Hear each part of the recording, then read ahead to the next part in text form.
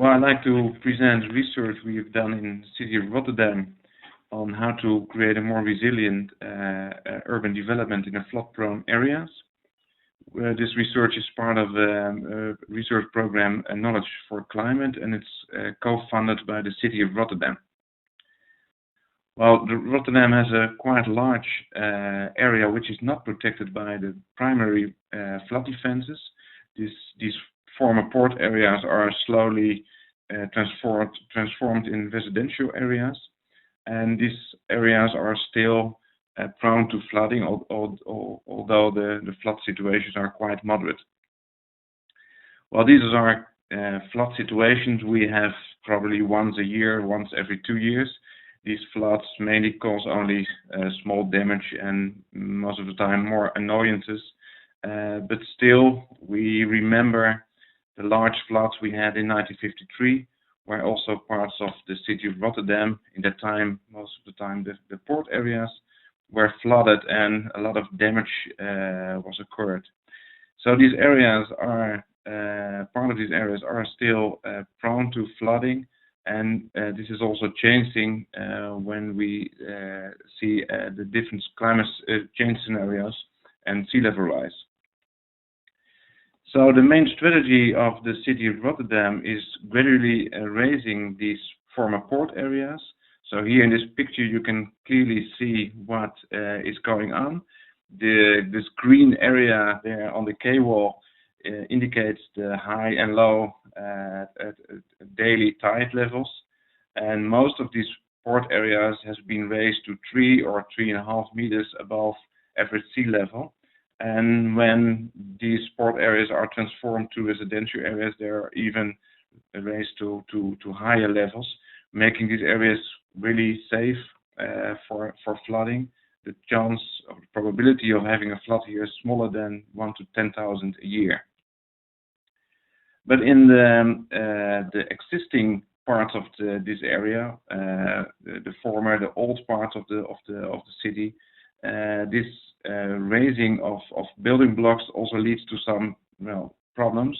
You can see to the left a 19th century building block that is not being raised, is built on quite low levels, and to the right a 1980 infill situation that has been raised to 3.5 meters above sea level. And the overall strategy of the city in that time was that these 19th century building blocks would be demolished in time, making room for new developments, and this strategy leads to a new raised public area.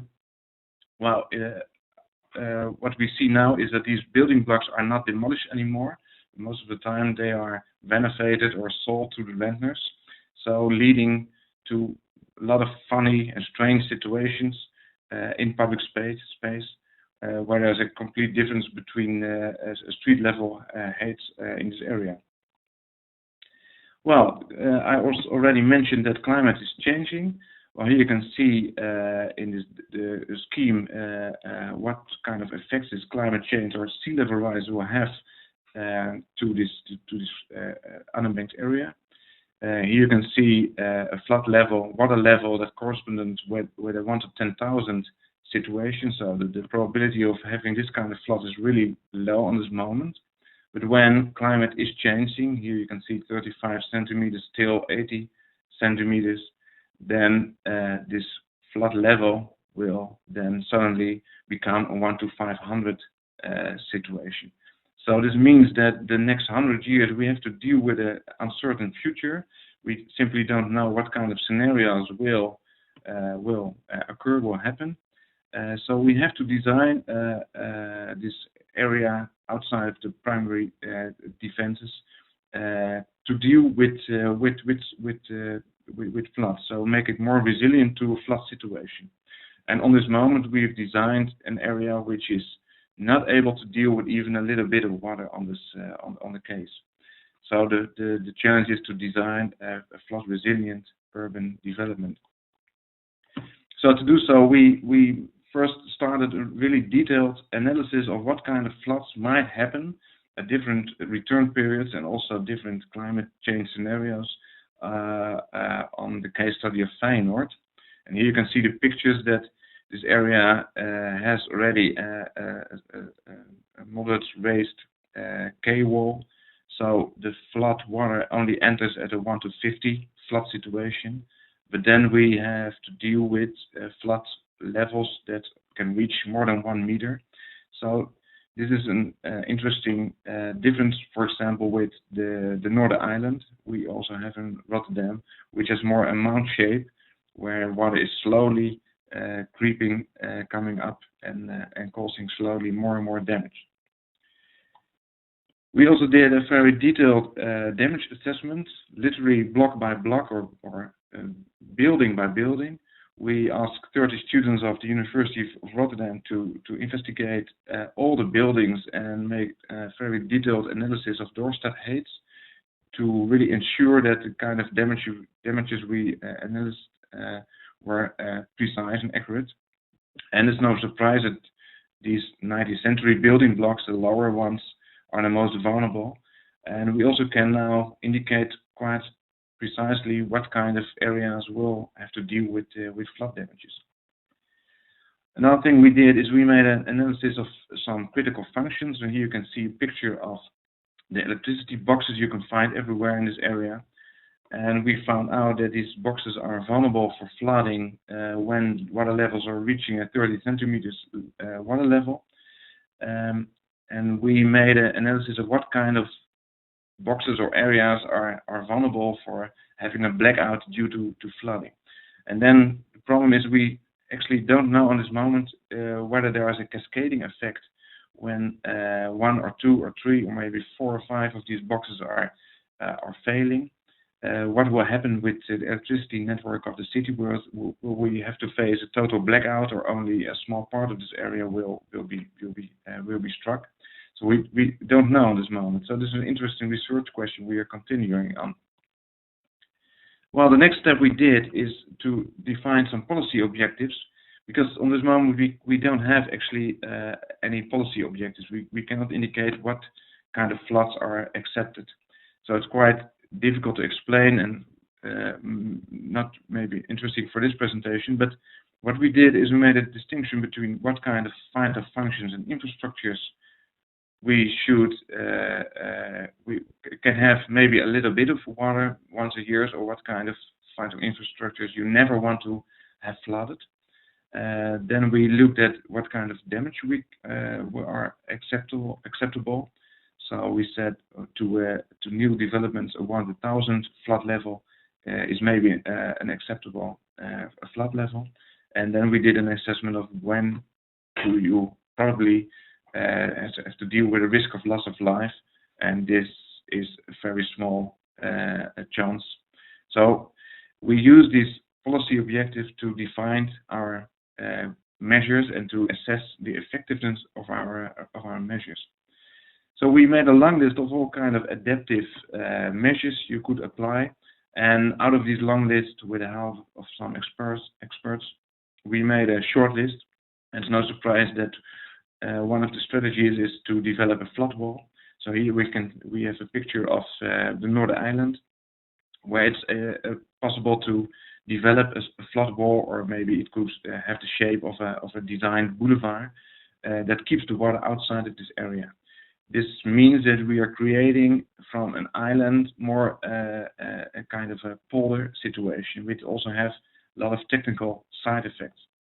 So another strategy is to dry-proof the existing historical buildings along the quay. And this is a strategy, or these measures are already available in Germany and also in the UK.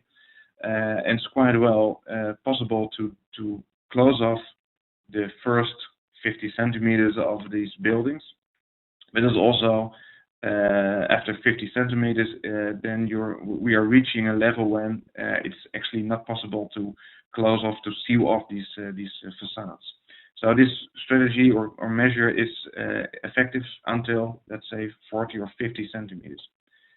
Well, in Feyenoord, we found out that we only have to close off the quay wall, or the quay area of this area to protect the more vulnerable low-lying area behind it.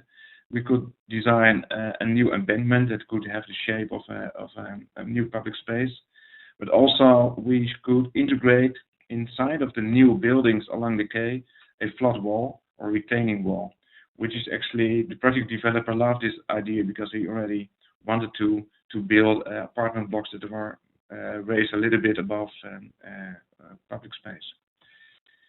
So at the end, what we did is to make the step from measures to strategies. We introduced these climate change scenarios, and what we did is we assessed the maximum level to which a measure is still able to function. So, for example, this dry proofing of the plinths already told you that we found out that maybe 40 or 50 centimeters these measures are effective, and then we have to change to a shift to a different measure. We related these water levels to which these measures are still effective to the different climate change scenarios. So in the upper row you can find the more lenient scenarios and then the most worst case scenarios. And this gives us an indication of how many years from now this measure is still effective. So we can learn that when climate change is more lenient, or we can have 40 years of that this measure is still effective, or maybe when things are getting worse, we only have 17 or 20 years. So this gives us an opportunity to develop pathways. So this is, for example, a pathway for Northern Ireland. As I told you, this dry proofing of the plinth is effective, but only to 20 to 40 years, and then you can shift to a different strategy, for example, to elevate the boulevard. This gives you another 30 to 65 years solution, and then you can develop a temporary flood defense that gives you almost to the 90 or 150 years a solution for you raising water levels. So this is a possible pathway. There are others, of course, that could be implemented.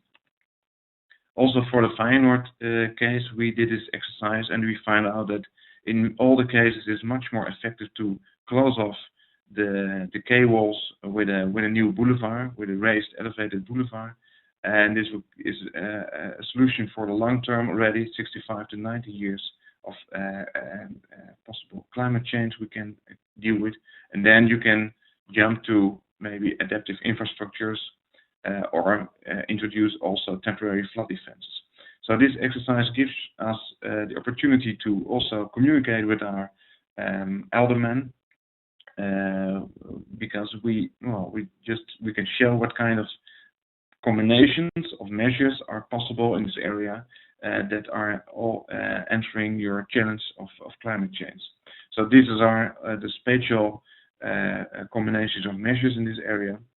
And what we are going to do next is to link these spatial adaptation measures with our urban development processes.